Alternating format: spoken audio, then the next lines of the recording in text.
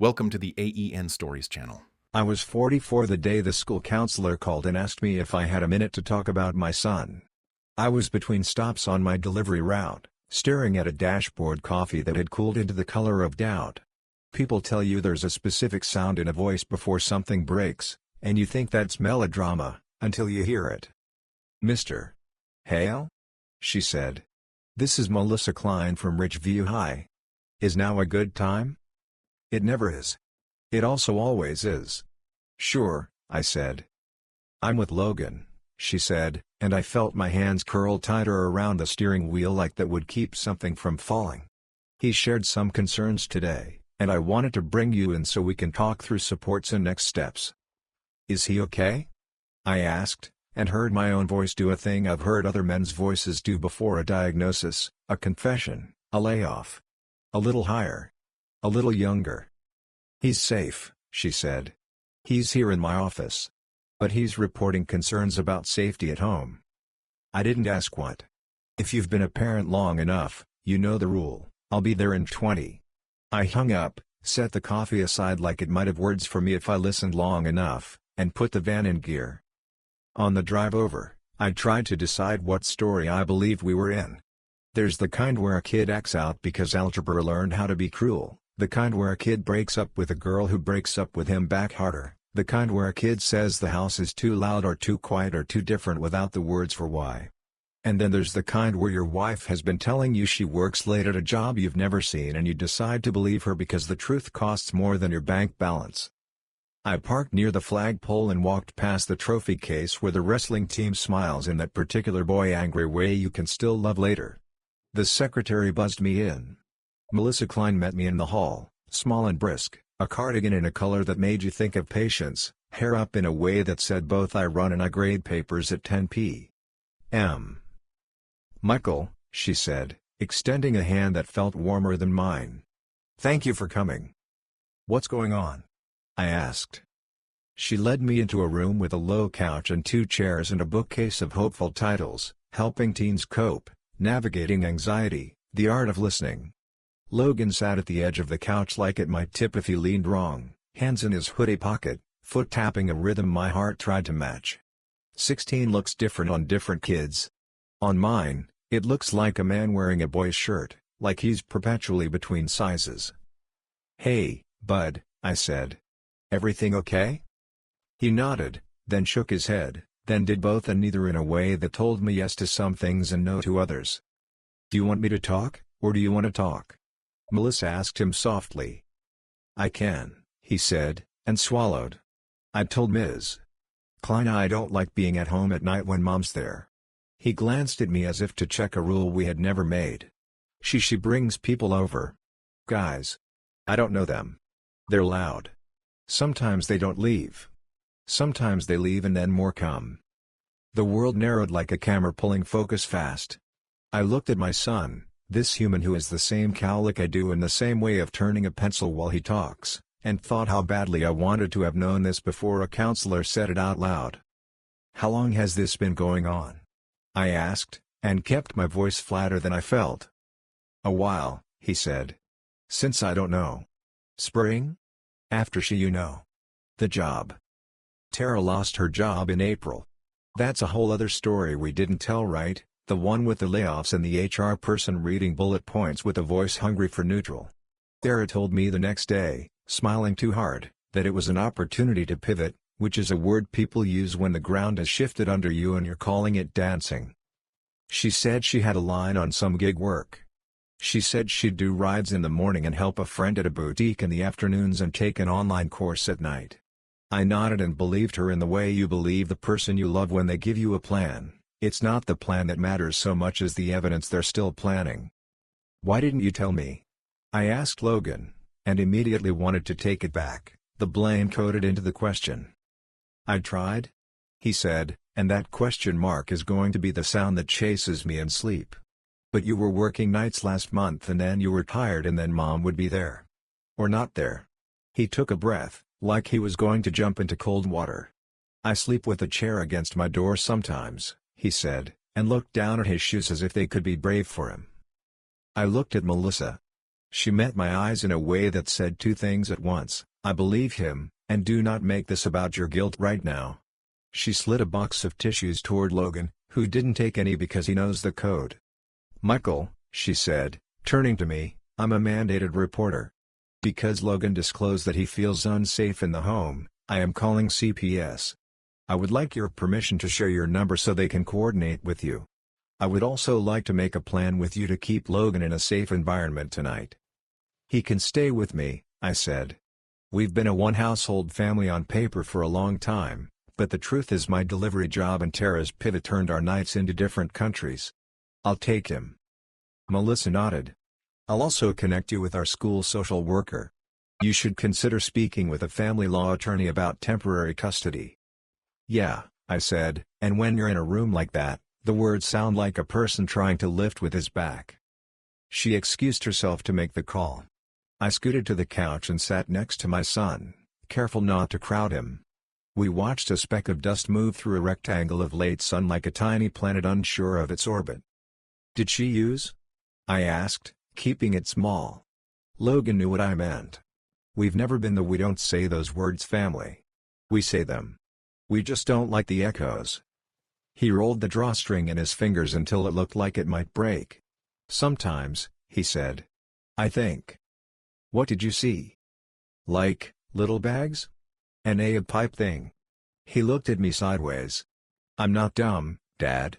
It wasn't an accusation. Just two facts trying to coexist. I know you're not, I said. I'm sorry I didn't see it faster. You see more than you think, he said, which is my son's way of punching my shoulder and saying we're not broken. We packed his backpack from his locker and walked out together into a hall decorated with student council posters that promised a fall formal. I held the door and he ducked under my arm, and that small move of an old habit almost made me cry. I texted Tara from the parking lot, at school. Logan is staying with me tonight. We need to talk. She wrote back 3 minutes later, I'm at a thing. Late. Don't be dramatic. That word again. Dramatic. It will make you want to turn over a table in a room you can't afford to ruin. At my apartment, I took out groceries like a ritual: eggs on the counter, pasta in the cupboard, jar sauce from the sale end cap. I'd moved out in August, another story we'd told ourselves that sounded like a break for air, two adults making room, and in practice meant that a small apartment got to be exactly as quiet as your mistakes. Tonight, though, it was loud with a teenager, which is the sound of life if you tilt your head right. You've got the good cereal, Logan said, opening the cupboard and grinning when he saw my secret stash of Cinnamon Toast Crunch behind the oatmeal like contraband. Don't narc, I said. Make a bowl. He did.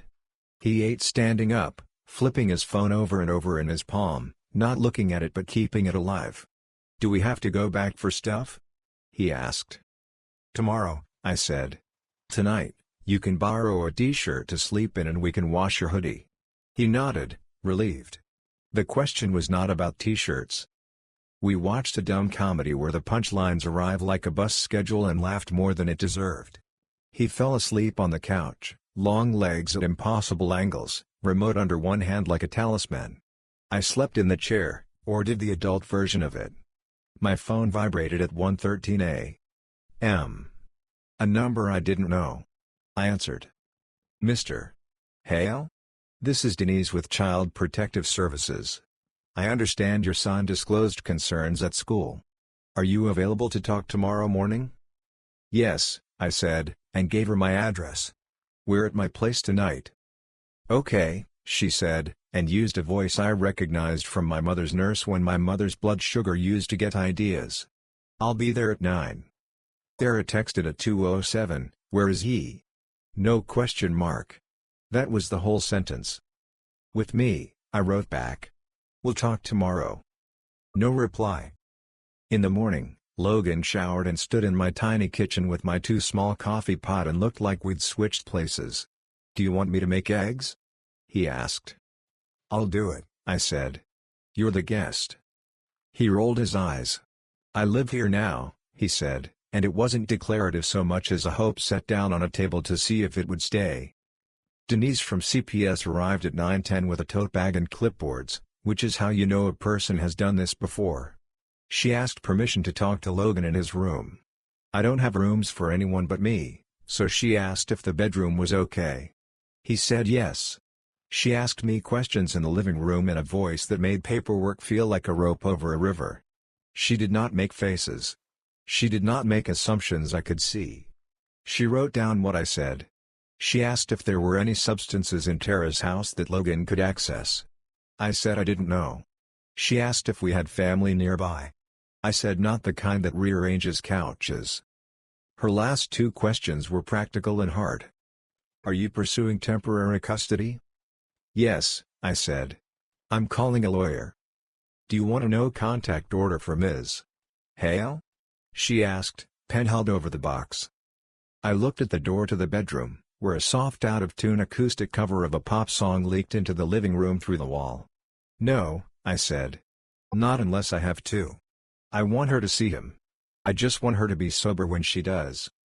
Okay, she said, and there are ways people say okay that mean two things at once. She left after going over a safety plan that involved locks and schedules and numbers you can call if the night tries to make a different story. I called a lawyer whose website didn't make me feel like a criminal for asking to be a parent. His office smelled like coffee and paper. He was younger than me and had a tie I suspect he wore even on Saturdays. Here's what we can do, he said, after about 4 minutes of me giving him a muddled version of the truth. Emergency temporary custody. If we can show immediate risk, a judge can sign an order that same day. Then we have a hearing within 14 days. Between now and then, no unilateral changes to placement. You've got work the next 2 weeks? Always, I said. Get coverage as much as you can, he said. Judges like parents who show up. Tara called at noon. This is insane, she said, skipping hello. You're making me look like a bad mother. You don't need my help with that, I said, and regretted it immediately because righteousness is a drug that tastes very good and solves nothing. We need to fix this. Logan needs to feel safe. Logan is dramatic, she said, and I pictured him with a chair against his door and wondered what word she would prefer. Ms. Klein called CPS because he told her he's afraid to sleep at home, I said.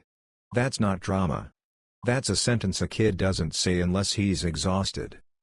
Who is she to insert herself in our family? Tara said. A teacher? A social worker? They always think they know better. She's a mandated reporter, I said. It's her job? So is being my husband your job, she said, and then we were in a different kind of conversation, one that had an old map and no road. I'm going to court this afternoon, I said. I'm filing for temporary custody. Over my dead body, she said. I'd like to avoid that, I said, and hung up because it's okay to leave a room when you're bleeding and the person you're talking to doesn't have a towel. The lawyer filed. The judge signed the emergency order at 3:46 p.m. A deputy knocked on Tara's door at 5 with papers that looked softer in our hands than they did in hers.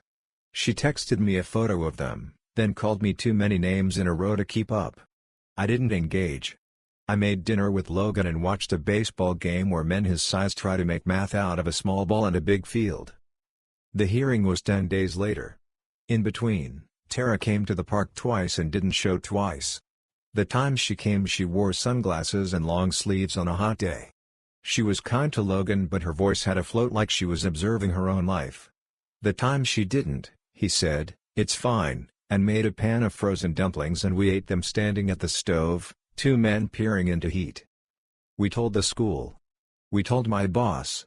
We told his friend's mom, the one who lets him hang out after school and calls me to tell me what he's actually eating. We told the apartment management that my overnight guest was going to be a lot of nights longer, and the woman who handles rent said, "We'll make it work," in a tone that made me think she's let more people than me bring their lives through the door. On the morning of the hearing, Logan put on a button-down I have photos of him wearing to a cousin's graduation. He looked taller and more tired and somehow more himself. "Do I have to talk?" he asked. They said I might have to talk. "You don't have to do anything," I said. "You can talk if you want. You can write something. You can sit and breathe and let the grown-ups fill the room with prepositions." "What's a preposition?" he asked. "A word that tells you where you are," I said. "We're here. You're here with me." "Okay," he said. He stuffed his hands in his pockets. He pulled them back out. He did it again. Family court is carpet and a flag and a judge whose voice sounds like it spent years learning how to remove sharp edges without blunting meaning. We sat on the right. Tara sat on the left with a lawyer I'd never seen. She didn't meet my eyes. I was glad. I didn't know which of mine to use. My lawyer said his lines. He was good at it, not showy, not trying to make a TV moment happen. He wasn't out to make Tara a villain. He was out to add up a list that had to be added: undisclosed job loss, debt, strangers in the house, substances found, school counselor call, CPS safety plan, park visits missed and made. Tara's lawyer said his lines too. He said supportive services, post-layoff depression, new community, misunderstood, and once said puritanical, which made the judge's eyebrows enact a small workout. Tara spoke briefly. She said she had made mistakes and she had let the wrong people in the house. She said she was not using present tense, and that she had started attending meetings. She didn't say which kind. She didn't say where. The judge didn't ask. I was grateful and frustrated by this at the same time. Then the judge asked if Logan wanted to speak. He looked at me. I looked at him. I nodded. He stood like the floor was gas and he was a match that didn't want to brag.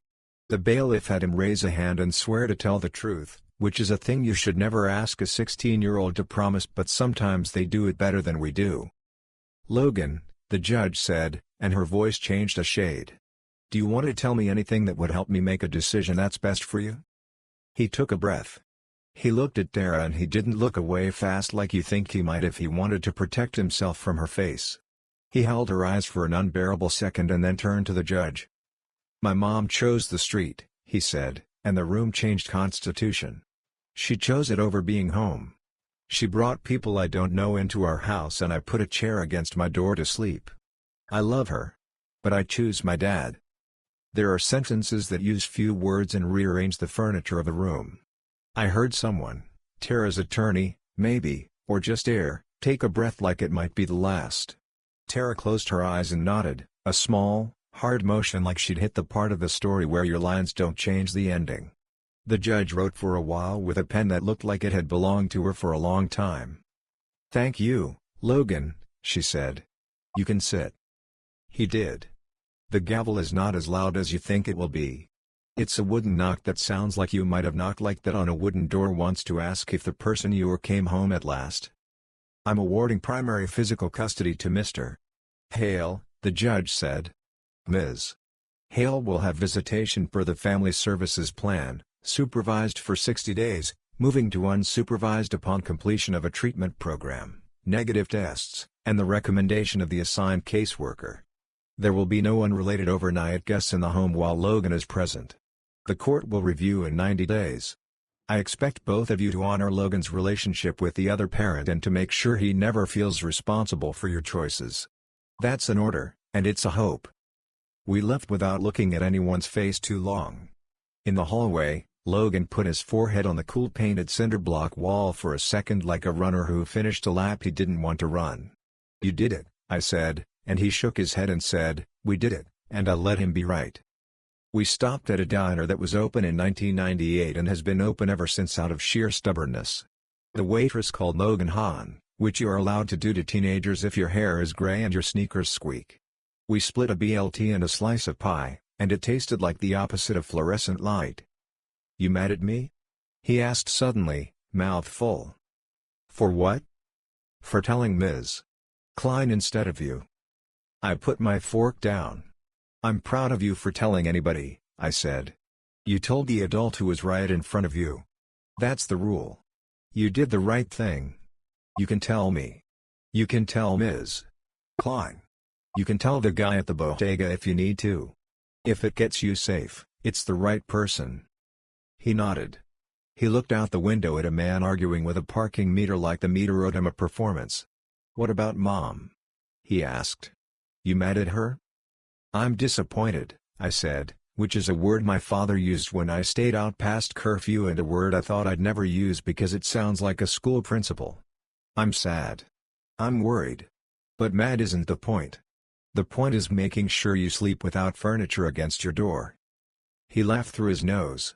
"That's a low bar," he said. "Let's clear it," I said. There's no confetti at the end of a hearing. There are forms and calendars and a caseworker who emails you a PDF you can open on your phone.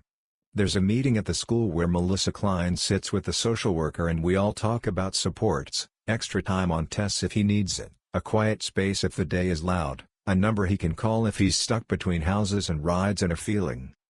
We make a chart on my fridge because that's how you make a house feel like you know what you're doing. Monday, tacos. Tuesday, spaghetti. Wednesday, leftovers. Thursday, breakfast for dinner, which is a cheat code for morale. Friday, pizza if the check it. Saturday, Dad's questionable chili. Sunday, anything with rice. Tara calls. Sometimes she calls too much.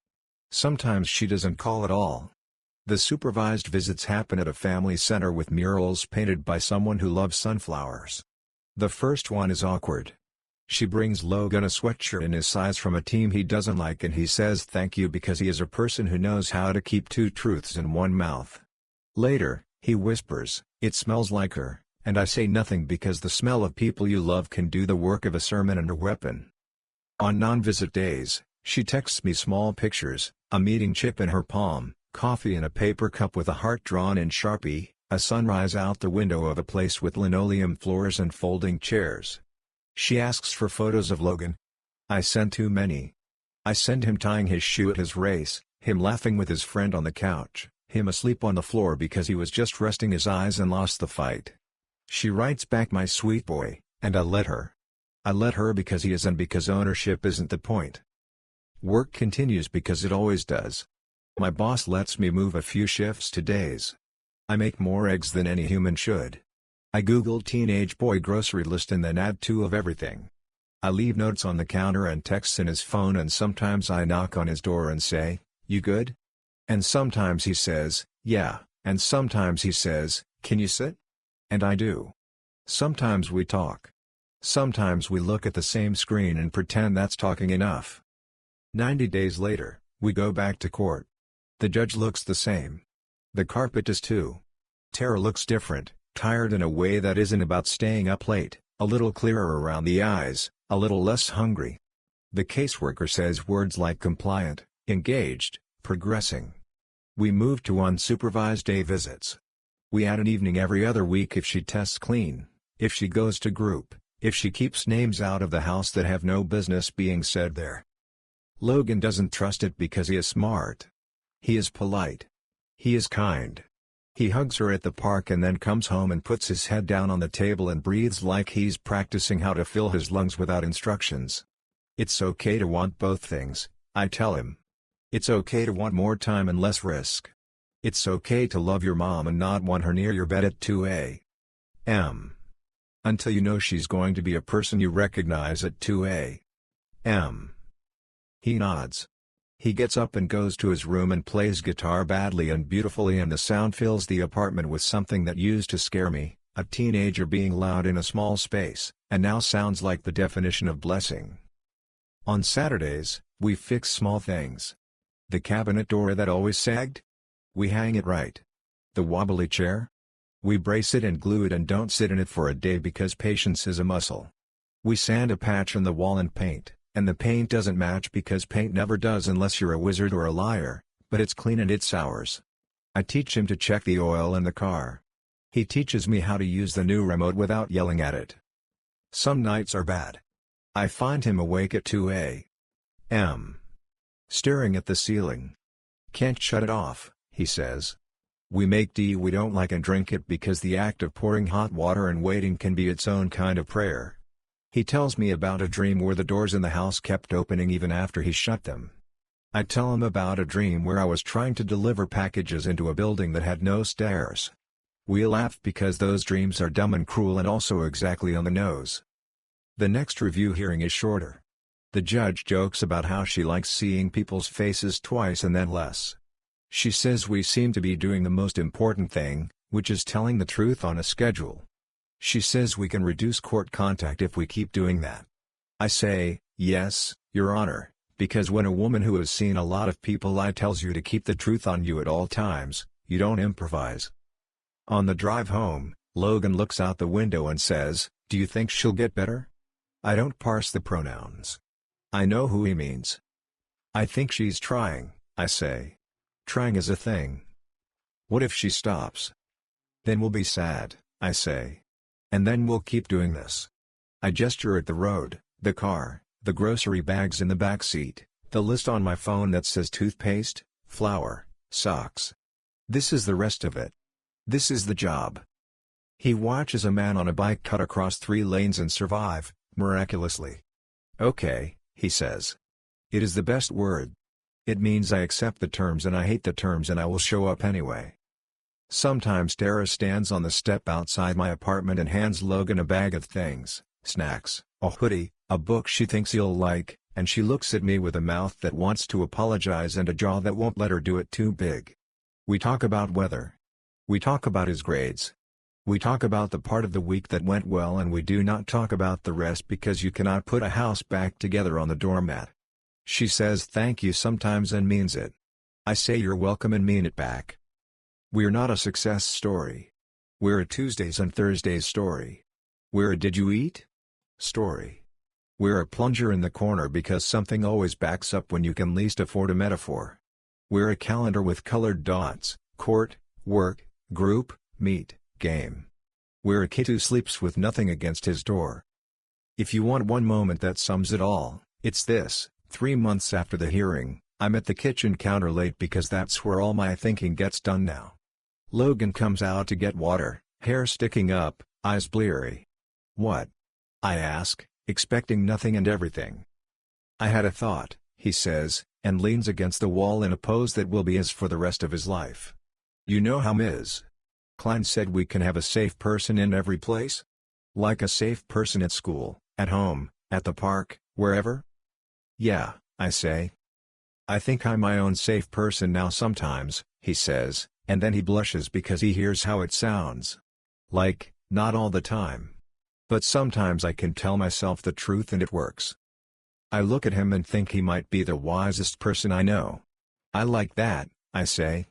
"I want to be like that when I grow up." He laughs and says, "You're old, and it is the gentlest cruelty." When I turn out the lights that night, I check the locks because we are people who check locks now. He checks them too. Not out of fear, not anymore, not always. Out of habit. Out of ownership. We make sure the door that keeps the weather and the world out is doing its job. We've learned that jobs are where love lives most of the time, in the doing, the showing up, the boring good. Tomorrow we'll make eggs and burn the first batch because we always do. He'll go to school. I'll go to work. Sarah will send a photo of a sunrise and a text that says day 47, and I'll send back a thumbs up because there are days for paragraphs and there are days for a single pixel that means keep going. We will. We'll keep going until the next hearing and the one after, until there aren't any, until there are again. We'll keep being a collection of small right things. We'll stack them until they look like a life you can stand next to without bracing for impact. And if you ask me now to tell you what happened, the short version is this: my son told the truth in a room that makes the truth expensive. The judge listened. His mother nodded. I cooked dinner. He slept with his door unblocked. We woke up and did the day. We'll do that again tomorrow. It's not heroic. It's the job. It's ours. Thank you for listening my story. If you want more raw, real, and gripping stories like this one, subscribe to the AEN Stories channel. Your support keeps these stories alive.